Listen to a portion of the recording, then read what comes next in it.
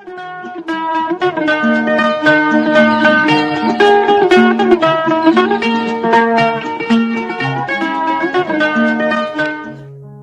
आदाब, hello friends. आपके साथ में फराज हूँ और चैनल फिल्मी फराज। यहाँ बातें फिल्मों की होती है। आज के इस कार्यक्रम में हम जिक्र उनका करेंगे जिनका जिक्र हमेशा होता रहता है। जी हाँ, रफ़ी साहब का। ज़्यादातर हम रफ़ी साहब की बातें करते हैं क्योंकि आप पसंद करते हैं। दोस्तों, आज के इस कार्यक्रम में बहुत मज़ा आने वाला है। वो इसलिए क्योंकि खाली रफ़ी साहब का जिक्र नहीं होगा, जिक्र होगा महान संगीतकार नौशाद साहब का, दिग्गज संगीतकार जोड़ी शंकर जयकिशन का और संगीतकार रवि जी का, जिन्होंने क्या बेहतरीन संगीत दिया है और रफ़ी साहब ने क्या क्या गीत गाए हैं उनके संगीत में। दोस्तों, और भी हम एपिसोड्स बाद में बनाएंगे जिनमें और संगीतकारों का जिक्र होगा जो रफ़ी साहब ने उनके लिए गीत गाए हैं, साथ रहा है, चाहे वो ओपी नैयर जी हो, मदन मोहन साहब हो। लेकिन आज हम इन तीन संगीतकारों को रफ़ी साहब के साथ इसलिए शामिल कर रहे हैं कि इन तीनों का ही संगीत टोटल अलग है। नौशाद साहब क्लासिकल, शंकर जयकिशन जी के बारे में हम जानते हैं हैवी ऑर्केस्ट्रा और ना मालूम कितना उनका नाम और कोई पहुंच नहीं पाया, और संगीतकार रवि जिन्होंने बहुत अच्छा संगीत दिया, लेकिन मुझे ऐसा लगता है कि उनको उतना नाम नहीं मिला जिसके वो हकदार थे या हैं। तो हम कैटेगरी वाइज चलेंगे। अब लाजमी सी बात है, सबसे पुराने इनमें नौशाद साहब हैं। तो नौशाद साहब किस तरह से लखनऊ से आए बम्बई, आज का मुंबई, और फिर उन्होंने अपना मकाम बनाया। कारदार साहब हो, महबूब खान साहब हो, फिल्में उनकी और इस्टेब्लिश हो चुके थे। और किस तरह से रफ़ी साहब नौशाद साहब के वालिद साहब का खत लेकर लखनऊ से बम्बई आए हमीद भाई के साथ, और फिर एक सिलसिला। पहले आप फिल्म से कोरस में रफ़ी साहब ने गाया, शाहजहां फिल्म में सहगल साहब के साथ गाया, और जो सोलो गीत था तेरा खिलौना टूटा वाला। जी हाँ, यहां से शुरुआत हुई रफ़ी साहब की सोलो की नौशाद साहब के साथ। उसके बाद तो फिर हम जानते हैं कि कितनी फिल्में आई, कौन भूल सकता है मेला हो, और फिर बेजू बावरा को, और एक कैसा साथ रहा कि फिर तलत साहब और मुकेश जी से गवाते थे नौशाद साहब ज्यादातर।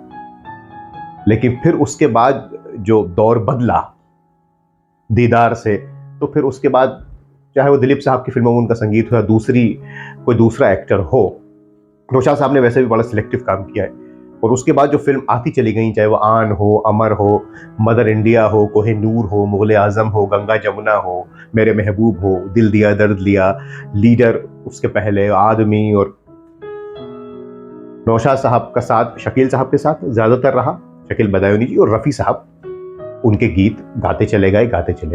अब नौशाद साहब का संगीत हम जानते हैं कि वो क्लासिकल टच होता था और लोक धुनों पर आधारित होता था, और वो ये कहता था कि अपने ही घर में खजाने बहुत हैं। जब उनका संगीत हम सुनते हैं, अलग ही एक दुनिया में लेकर जाता है। मुश्किल गीत भी कह सकते हैं उनके, कि इतना आसान नहीं होता वो गाना, लेकिन उन्होंने रफ़ी साहब से हर तरह के गीत गवाए। और बहुत से लोग तो दोस्तों ये भी मानते हैं कि जो बेजू बावरा आई, उसने रफ़ी साहब को पूरी तरह से फिल्मी दुनिया में स्थापित कर दिया, क्योंकि उसके जो नगमे हैं, भजन हैं, वो हम जानते हैं किस तरह के हैं। तो ये साथ रहा। और लाजमी सी बात है, रफ़ी साहब बहुत इज्जत करते थे नौशाद साहब की। बहुत से किस्से हैं कि जब रफ़ी साहब अपनी बेटी की शादी होटल से कर रहे थे, तो नौशाद साहब ने कहा कि नहीं, डांटा कि घर से विदा करो बेटी को। रफ़ी साहब ने उनकी बात को माना। इस तरह के रिलेशन थे, फैमिली टर्म्स जिनको कहते हैं। जब यहाँ तक कि रफ़ी साहब ने गाना छोड़ दिया, वो हज के बाद से आ गए, तो नौशाद साहब ने उन्हें समझाया कि नहीं, ये जो आपकी आवाज़ है ये खुदा की देन है, आप इसे रोक नहीं सकते आवाम तक जाने के लिए, पब्लिक को इसे जाने दीजिए। फिर रफ़ी साहब उनकी इतनी बात मानते थे। तो एक तरफ फिल्मी सफ़र इनका और एक तरफ जो पर्सनल रिलेशन रहे, वो तस्वीरों से समझ में आते हैं। और नौशाद साहब का बहुत बड़ा हाथ रहा रफ़ी साहब के करियर में। अगर हम ये कहें तो दोस्तों, कोई, मुझे ऐसा लगता है कोई बड़ी बात नहीं होगी। इस बात को रफ़ी साहब भी मानते थे। फिर रफ़ी साहब में काबिलियत थी तो आगे तो बढ़ना ही था।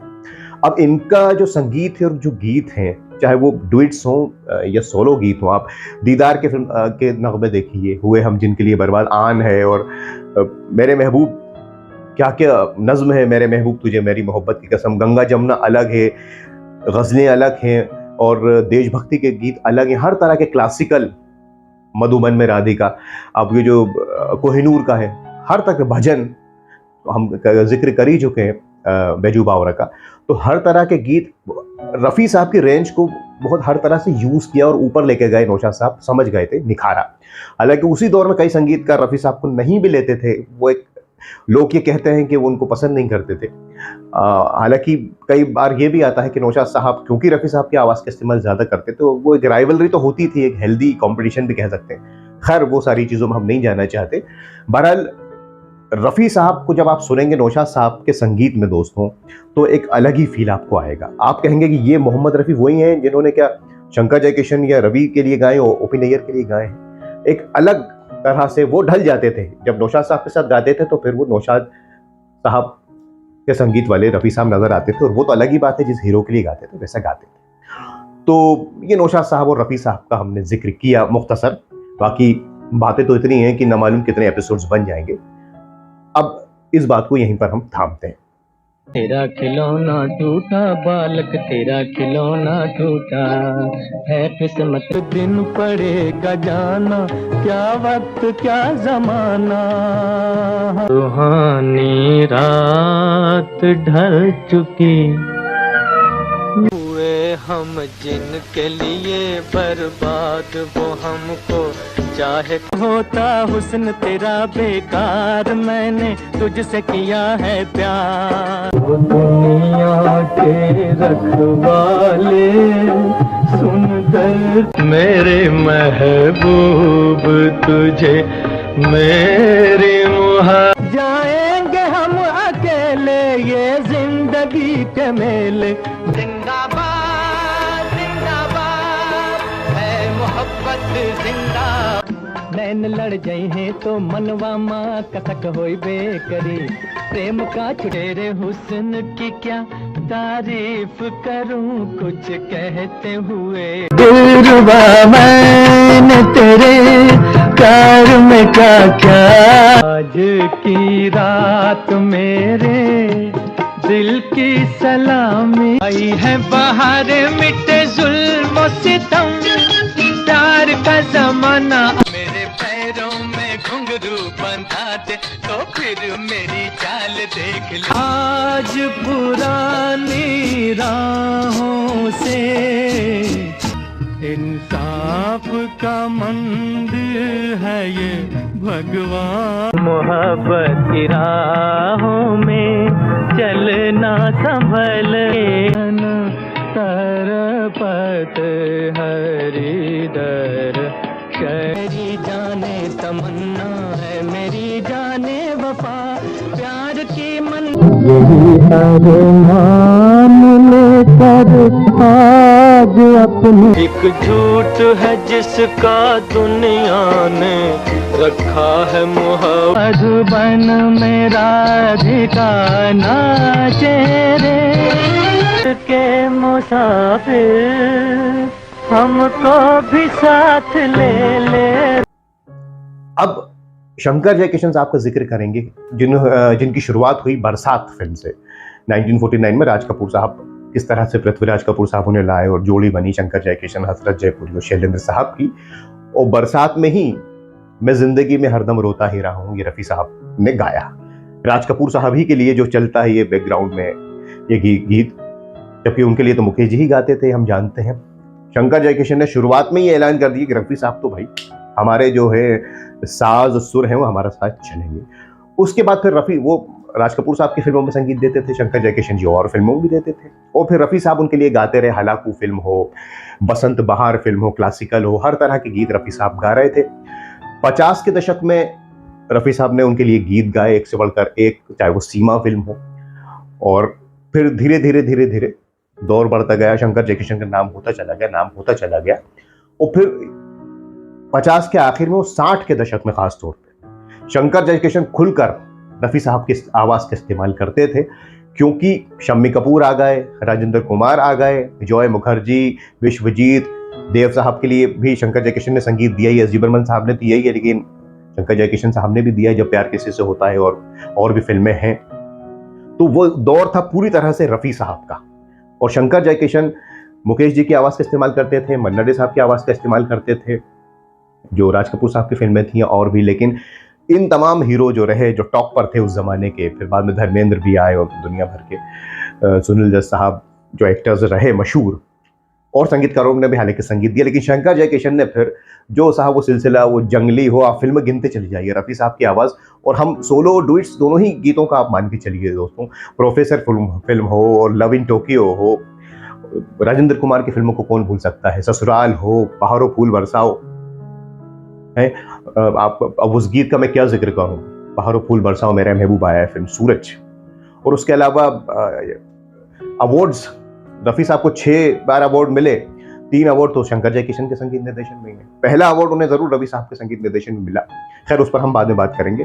तो फिर ये जो फिल्में आ रही थी 60 के दशक में, 50 और 60 के दशक में, जैसे मैंने आपसे खास तौर पर शंकर जयकिशन की हर फिल्म और रफ़ी साहब की आवाज़, एक फिल्म में 4-4, 5-5 गाने होते थे, सोलो भी होते थे, आप आई मिलन की बेला देख लें, आरजू को, किस किस फिल्म का जिक्र करूं दोस्तों, और हीरो बदल रहे हैं। शंकर जयकिशन का संगीत मतलब फिल्म गारंटी हो जाती थी, हालांकि बहुत पैसा लेते थे उस जमाने में, लोग कहते हैं 3-4 लाख रुपए, सबसे ज्यादा हाईएस्ट पेड म्यूजिक डायरेक्टर्स थे, क्योंकि फिल्म संगीत की वजह से ही चल जाती थी बहुत सी फिल्में, जैसे मैं क्या जिक्र करूं, आप हमें कमेंट करके बताइएगा। और शंकर जयकिशन के साथ भी रफ़ी साहब के फैमिली टर्म्स रहे, जी हाँ, छोड़ खास करके जो जयकिशन, शम्मी कपूर और राजेंद्र कुमार और रफ़ी साहब की जो ये दोस्ती थी, हसन जयपुरी सब रोमांटिक जो इन्होंने गीतों पर काम किया आया है, उसके अलावा शंकर जी से भी अच्छी दोस्ती थी, क्लासिकल गीत हों या शैलेंद्र साहब जो लिखते थे, तमाम जो नगमे हैं और तस्वीरें बताती हैं किस तरह से वो रफ़ी साहब केक काट रहे हैं और शंकर जयकिशन खड़े हैं, और हद तो तब हो गई जब शंकर जयकिशन की रिकॉर्डिंग पर देर हो गई रफ़ी साहब को गाना गाने में, और ओपी नैयर नाराज हो गया, हम जानते हैं, बड़ा मशहूर वाकया है, इतना उनका साथ था, और वो दोस्तों नजर भी आता है गाने में। और बहरहाल उसके बाद फिर जयकिशन जी नहीं रहे 71 में, फिर शंकर जी अलग काम करते रहे, फिर रफ़ी साहब भी अपने गाते रहे, कम ज़्यादा चीज़ें होती रहीं, लेकिन गजब कर दिया शंकर जयकिशन की जोड़ी ने और रफ़ी साहब ने दोस्तों। बाकी गीतों का हम जिक्र नहीं कर रहे जो फीमेल सिंगर्स ने गाए, दूसरे सिंगर्स ने गाए। बाकी अब शंकर जयकिशन का जिक्र भी अब रफ़ी साहब के साथ यहीं थामते हैं, क्योंकि बातें तो फिर किस्से बहुत से हैं, तेरी प्यारी प्यारी सूरत गीत का भी किस्सा निकल आया, किस तरह वो गीत बना, ये मेरा प्रेम पत्र संगम का इतना मशहूर ये गीत हुआ साहब की डिस्प्यूट तक हो गया शंकर जयकिशन में, हम उसकी गहराई में नहीं जाना चाहते, लेकिन रफ़ी साहब ने भरपूर साथ दिया शंकर जयकिशन का भी, जैसे नौशाद साहब का साथ दिया, और इन लोगों ने भी बड़ी वफाएं निभाई। मेरी मोहब्बत जवां रहेगी सदा रही, तुम कम सिन हो, नाजा हो, नाजुक हो, कौन है जो सपनों में आया, कौन है जो दिल में जाके इंतजार में जाने को है बहार, तेरी मोहब्बत पाक मोहब्बत और जहां की, लिखे जो खत तुझे वो तेरी याद में हजारों रंग, मैं जिंदगी में हरदम रोता ही रहा हूँ, रोता ही रहा, बदन पे सितारे लपेटे हुए तो जान थम, तू भी सो जा, सो गई रंग, आवाज देते हमें तुम बुला, अजब है दास्तां तेरी ऐ जिंदगी, तेरा और पूजा करूंगा पर मर जाऊंगा, फलसफा प्यार का तुम क्या जानो, तुम ओ मेरे शाह खुदा, ओ मेरी जान, मेरे पास होते हो कोई दूसरा याद न जाए,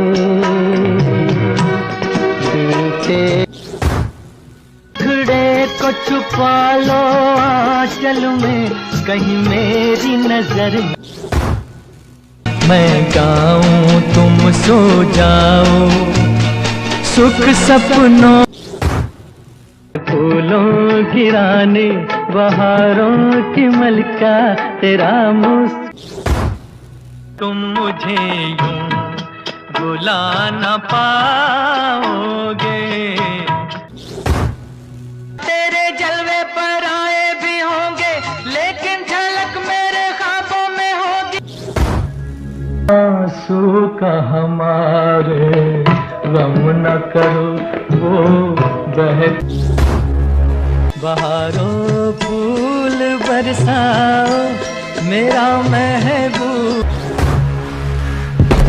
तुझे मैं चांद कहता था मगर उसमें भी दाग। मेरा प्रेम पत्र पढ़कर कि तुम नाराज नहीं। कहता हूँ कि मुझको तुमसे प्यार है, तुमसे प्यार। खैर साहब, अब आगे बढ़ते हैं और अब आज के इस कार्यक्रम के आखिरी हिस्से में संगीतकार रवि साहब का जिक्र करना बहुत ज़रूरी है। रवि साहब को हमने इसलिए इसमें रखा कि रवि साहब उन संगीतकारों में रहे जिन्होंने बहुत अच्छा काम किया। कितनी हिट सिल्वर जुबली फिल्म्स उनके नाम हैं। हेमंत कुमार साहब के असिस्टेंट रहे और वो फिल्मों में रफ़ी साहब ने गीत गाए हैं जो हेमंत कुमार साहब के जब ये असिस्टेंट थे रवि साहब। लेकिन वचन फिल्म से ये भी सिंगर बनने आए थे। दिल्ली में मुलाकात हो चुकी थी रफ़ी साहब से। इन्होंने कहा कि साहब मुझे तो संगीतकार बनना है, बनना गायक था। आवाज़ गाने भी गाए हैं रवि साहब ने कुछ फिल्मों में। दुनिया, इसी का नाम है दुनिया है और भी फिल्में हैं और गाने भी लिखते थे वो। बहुत सी फिल्में जिनमें उन्होंने गाने भी लिखे। मेरे ख्याल से 10 लाख भी है और एक फूल दो माली। खैर, तो उन्होंने वचन फिल्म में रफ़ी साहब का उनके साथ शुरू हुआ। उसके बाद फिर फिल्में 50 के दशक में मेहंदी आई, एक साल आई। रवि साहब संगीत धीरे धीरे बढ़ रहा था उनका, लोग मुतासिर हो रहे थे। मेहंदी के बाद गुरुदत्त साहब ने चौधरी का चांद उन्हें दी। मुस्लिम सोशल फिल्म थी मेहंदी।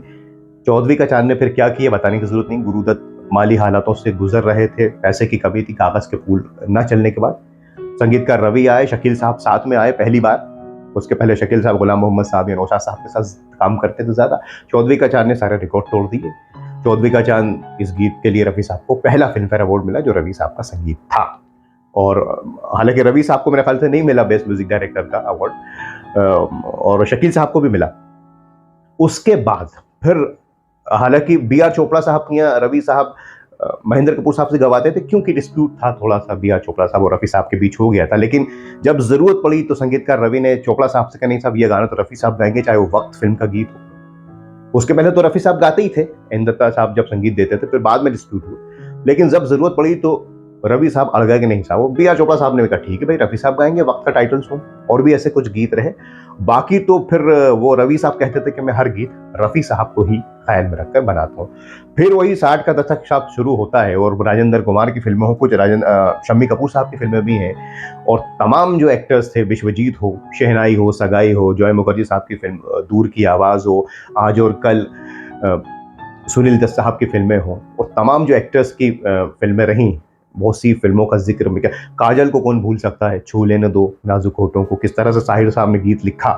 वो गीत ज़्यादातर साहिर साहब हैं, राजेंद्र कृष्ण जी हैं लिख रहे हैं, शकील साहब हैं, तो वो गीत छोटे ही रह गया। वो किस्सा बड़ा मशहूर है कि इतना अच्छा गीत राजकुमार साहब पर ज़्यादा गीत नहीं पिक्चराइज होते थे तो इसको छोटे ही रखा और फिर बाद में प्रोड्यूसर डायरेक्टर ने कहा भाई और बड़ा करें, तो साहिर साहब बम्बई में नहीं थे। खैर, बाबुल की दुआएं, कौन भूल सकता है, नीलकमल, ये सब आप ये देखिए रवि साहब की अगर आप देखेंगे, दो बदन के नगमों को कौन भूल सकता है, राह गर्दिशों में हरदम। मैं तो सोचता हूँ कि इसमें रफ़ी साहब के 3 गीत हैं। कभी भरी दुनिया सुनता हूँ तो वो ऐसा लगता है ये उससे ऊपर है, ये उससे ऊपर है। और भी नई रोशनी, बहुत सारी 60 के दशक में फिल्में आई, बहू बेटी है और भी कई फिल्में छूट रही हैंगी। और कई ऐसी फिल्में हैं, ख़ानदान फिल्म है, जो फिल्में थोड़ी कम चली लेकिन रवि साहब का संगीत बहुत ज़बरदस्त था। ऐसी कई फिल्में हैं, नौशाद साहब की हो या शंकर जयकिशन की हो या संगीतकार रवि जी की हो, जो फिल्में थोड़ी बहुत कम भी चली तो उनका गीत और संगीत साफ खूब चला और फिल्में चल गई उनकी वजह से। गीत और संगीत आज भी सुनाई देता है। उसके बाद रवि साहब ने तो कभी रफ़ी साहब को छोड़ा नहीं। इनके भी बड़े ताल्लुकात फैमिली टर्म्स थे। जी हाँ, मिलना जुलना होता था, रवि और रफ़ी नाम भी मिलते थे। और रवि साहब बताते रहे इंटरव्यूज में कि दूसरे डायरेक्टर्स की डेट कैंसिल कर देते थे कि भाई मैं रवि साहब के साथ पहले गाएंगे। और वो चाय के दौर होते थे और खाने होते थे, वो पिकनिकें होती थी। और वो तस्वीर जो लिपटी हुई है इन लोगों के साथ में आया है दोस्तों, वो सब बयान कर देती है कि रफ़ी साहब के कितने बड़े मुरीद रहे। फिर ये एक से बढ़कर एक गीत आते चले गए। और 70 का दशक आया जब रवि साहब का भी थोड़ा काम कम हो गया और रफ़ी साहब किशोरदा थोड़ा ज़्यादा गा रहे थे। एक डिमांड थी राजेश खन्ना, किशोर कुमार, लेकिन 70 में भी रवि साहब ने जो संगीत दिया तो उसमें कौन भूल सकता है।